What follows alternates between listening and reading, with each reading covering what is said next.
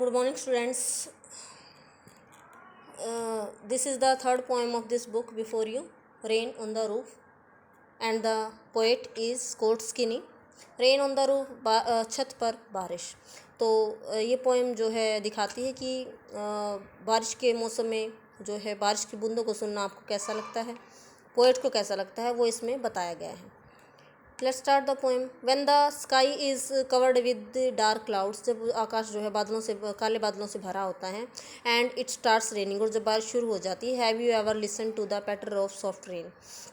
तो क्या कभी आपने जो है बारिश की बूंदों की आवाज़ को सुना है छत के ऊपर। What thoughts flashed through your mind, कौन से विचार आपके दिमाग में आते हैं। फ्लैश मीन्स कम, यानी कौन से विचार आपके दिमाग में आते हैं। एज यू हार्ड, जब आप सुनते हो, दिस मेलोडी ऑफ नेचर, इस प्रकृति के सुर को जब सुनते हैं। प्रकृति के सुर क्यों कहा गया है बूंदों को, क्योंकि जो बारिश जो है वो नेचुरल है। Read the poem to find out what dreamed of while what the poet dreamed of while listening to the rain. तो इस पोएम को पढ़िए और ये पता लगाइए कि पोएम के जो पोएट है, कवि है, उसके मन में क्या सपने आते हैं, क्या कल्पनाएं वो करता है जब वो बारिश की बूंदों की आवाज़ को सुनता है। First stanza, when the humid shadow hover over all the star sphere, जब जो है जब ह्यूमिड मीन्स नमी वाले, गीले, शेडोज क्लाउड्स, होवर मंडराना, over all the star sphere, जब नमी युक्त काले बादल मंडराते हैं तारों भरे आकाश पर। स्फीयर स्काई, स्टारी तारों भरा, तारों भरे आकाश पर जब नमी युक्त गीले बादल मंडराते हैं। गीले या नमी युक्त क्यों कहा गया है, क्योंकि बादल बारिश लिए हुए हैं। And the melancholy darkness gently weeps in rainy tears, ऐसा लगता है मिलेंचुली उदास, डार्कनेस अंधेरा, जैसे कि उदास अंधेरा बारिश रूपी आंसुओं में रो रहा है।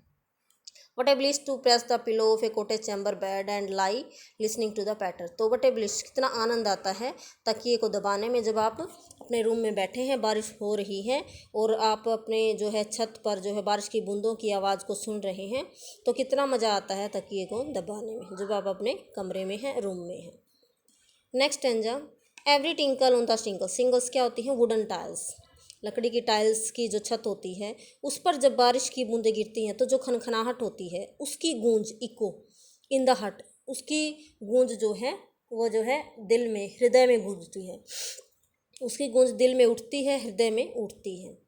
And A thousand dreamy fancies, और हजारों जो है कल्पनाएं, सपनों वाली कल्पनाएं, इनटू बिजी बीइंग स्टार्ट, तो वो दिल में आनी शुरू हो जाती हैं, हृदय में जो है ये कल्पनाएं, जो इमेजिनेशन आना शुरू हो जाती हैं। एंड ए थाउजेंड रिकोलेक्शंस यादें, मेमोरीज, एंड ए थाउजेंड, और हजारों यादें, weave their air thread into woof, और हजारों यादें वीव बुनती हैं, देयर एयर थ्रेड धागों को बुनती हैं, इनटू वूफ, वूफ मीन्स जो हथकरघा होता है, जो जिस पर जो है कपड़े बुने जाते हैं, तो एक तरह का वो होता है, मतलब यंत्र कह सकते हैं, जिस पर हथकरघा कह सकते हैं, जिस पर कपड़ा बुना जाता है सूत वगैरह से। तो कहता है कि जैसे कि धागों से कोई जैसे कपड़ा बुना जाता है, उसी तरह दिल में, हृदय में जो है यादों का ताना बाना बुनने लग जाता है, यादों का ताना बाना बुनने लग जाता है। As I listen to the patter, जब मैं सुनता हूँ। Who is I is the poet in this line. As I, जैसे ही, आई लिसन, मैं सुनता हूँ, the patter of the rain upon the roof, छत पर जैसे ही मैं बारिश की आवाज़ को, बारिश की बूंदों की आवाज़ को सुनता हूँ, तो क्या होता है कि हज़ारों कल्पनाएं मन में आने लग जाती हैं, दिल में आने लग जाती हैं, और हज़ारों यादें जो हैं वो अपना ताना बाना बुनने लग जाती हैं, यानी हज़ारों यादें मेरे मन में आ जाती हैं। Now in memory comes my mother, now in memory, तो अब क्या होता है, मेरी मदर जो है मेरी याद में आती है, मेरी यादों में आती है, मेरी माँ मेरी यादों में आती है। As she used in years agone, agone का मतलब यहाँ पे एगो, पहले, जैसा कि वो as she used in years ago, यानी ऐसे ही दिखाई देती, ऐसे ही मुझे याद आती है मेरी मदर, जैसे वो कई वर्षों पहले जो है मेरे पास होती थी, रहती थी। इसका मतलब ये है कि पोएट की मदर अब यहाँ नहीं है, तो पोएट अपनी मदर को याद करता है कि वो कैसे कई साल पहले कैसे उनके पास रहती थी। To regard the darling dreamers, darling dreamers कौन हैं, जो पोएट के जो भाई बहन हैं, डार्लिंग ड्रीमर्स, सपने लेने वाले, प्यारे सपने लेने वाले। इरी, पहले। She left them till the dawn, she left them, वह उनको छोड़ देती थी, टिल द डान, दिन निकलने तक। O I feel her fond look on me, तो कहता है कि to regard the darling dreamers, जो उसके जो भाई बहन थे, जो डार्लिंग ड्रीमर जिसको कहा गया है, पोइट के जो भाई बहन थे, eri before she left them till the done, यानी उनको जो है अपने टिल द डन, दिन निकलने तक वह अपने बच्चों को जो है वो प्यारे सपने लेने देती थी और उनके साथ जब वो रहती थी, ये सारी यादें पोइट के दिमाग में आती हैं।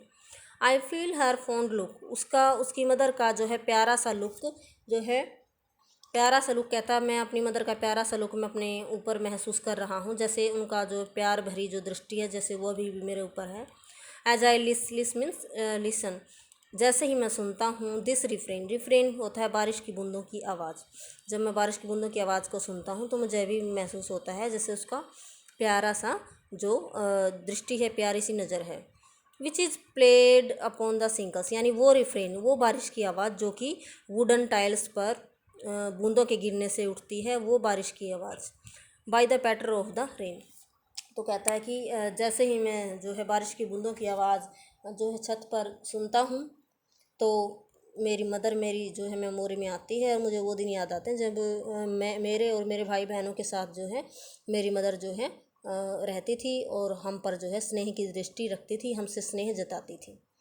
तो यहाँ पे इस लास्ट स्टेंजा में पोएट अपनी मदर को याद करता है, जो अब उस जो है perhaps his mother is died, तो हो सकता है कि उसकी मदर जो है हैज़ डाइड, यानी उसकी मदर जैसे कि शायद मर चुकी है, अब है नहीं उसके पास, इसलिए उसकी मदर को भी याद करता है। तो यहाँ पर आपको समझ आ गया होगा कि सारा तीनों स्टेंजर्स वो रेन के बारे में बताए गए हैं, और जो है क्वेश्चन आंसर शायद आपको करवाए जा चुके हैं। जो रेन ऑन द रूफ ये पोएम है, इसकी समरी भी आपको करवाई जा चुकी है। तो I hope the poem is clear to you. Thanks, have a nice day.